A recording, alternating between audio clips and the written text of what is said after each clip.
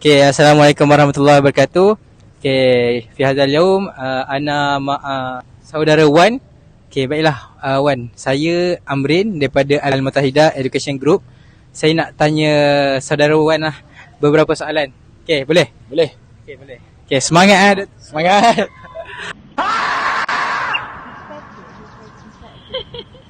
Okay, baiklah Abang Wan. Soalan pertama saya, Abang Wan sebelum ni pernah tak belajar bahasa Arab?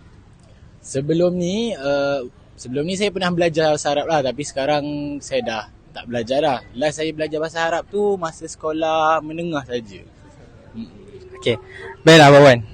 Last Abang Wan belajar time sekolah menengah.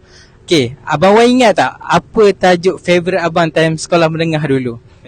Okey, kalau tajuk favourite lah, tajuk favourite saya sekolah menengah tu ialah FL. Oh my god! Wow! Okay, FL lah. Okay, sebabkan Abang Wan minat tajuk FL, saya bagi satu contoh perkataan. Boleh Abang Wan teka perkataan tu? Boleh? Boleh. Cuba Okay, contoh perkataan zahabtu at-talibu ilal masjid. Okay, dekat ayat tu, dekat mana perkataan yang menunjukkan fa'al? Zahab tu? Apa tadi? Zahabtu at-talibu ilal masjid. Zahab tu. Okay, betul.